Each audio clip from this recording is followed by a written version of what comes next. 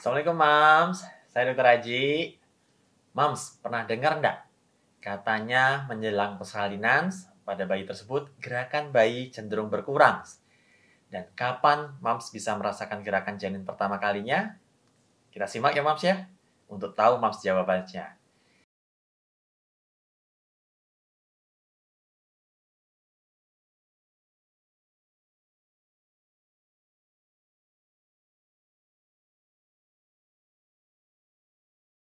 Nah, kapan sih Mams bisa merasakan gerakan janin tersebut?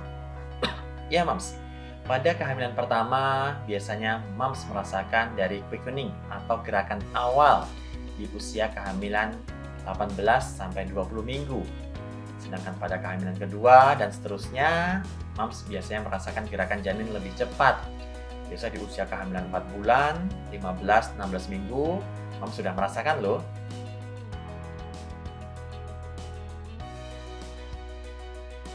Nah, berapa kali dokter gerakan janin yang normal itu? Nah, ya Mams, janin secara normal perlu bergerak minimal 10 kali dalam 12 jamnya. Jika Mams menghitung, kalau Mams semua punya rumus adalah mulai dari jam 6 pagi sampai jam 6 sore, minimal harus ada 6 kali gerakan. Jadi, rumus 6 Mams, dari jam 6 pagi sampai 6 sore, minimal 6 kali gerakan Mams. Nah, gerakan tersebut minimal, namun gerakan-gerakan janin itu bisa lebih dari itu Mams. Dan Mams tidak perlu khawatir juga. Tapi yang perlu dikhawatirkan jika gerakan-gerakan janin tersebut kurang dari batas yang kita sarankan tadi Mams.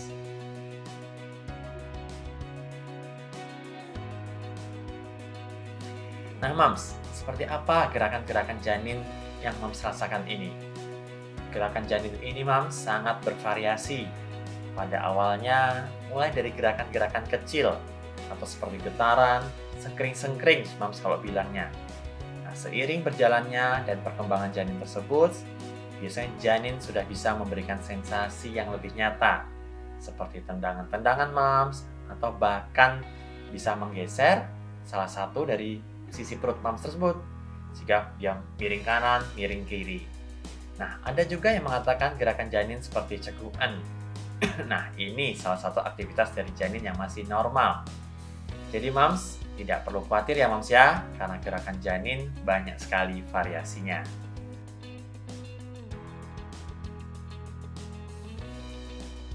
Nah, apa manfaat dari pemantauan gerakan janin ini Mams? Manfaatnya, pemantauan ini adalah berkaitan dengan kesejahteraan janin. Dan pemantauan gerakan janin bisa dilakukan di mana saja Mams dan kapan saja.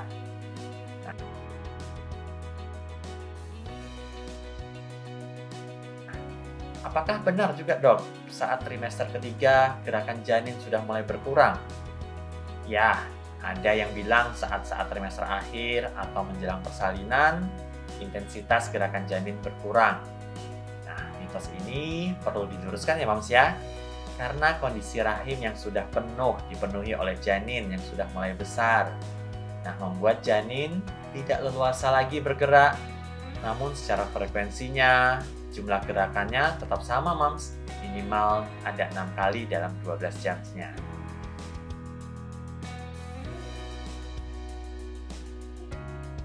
Nah, apa yang harus dilakukan jika gerakan janin Mams tadi berkurang? Nah, jika Mams merasakan janin tidak bergerak atau berkurang dari yang kita tentukan tadi, Mams bisa diskusi, dapat edukasi dari dokter yang menangani Mams semua. Atau mungkin Mams bisa datang ke fasilitas kesehatan terdekat untuk dilakukan pemeriksaan USG dan CTG.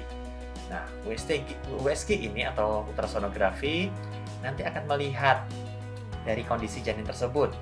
Apakah plasentanya ada masalah atau tidak? Bagaimana jumlah air ketubannya? Apakah mulai sedikit?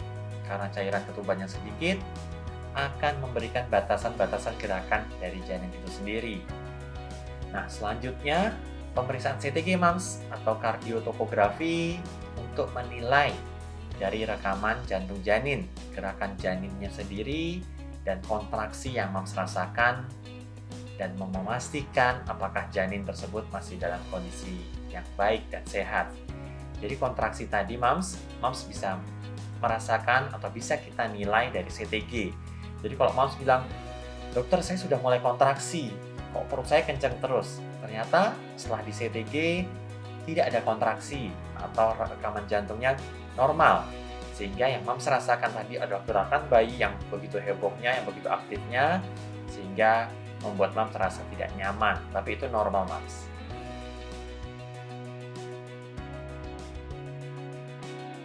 Nah, take home message dari saya moms, gerakan janin bisa dirasakan lebih awal atau kurang lebih dari usia 4 bulan moms, dan pemantauan gerakan minimal 6-10 kali dalam 12 jamnya. Nah, karena gerakan janin ini merupakan parameter dari kesejahteraan janin yang bisa dilakukan di rumah moms. Gitu moms dari saya.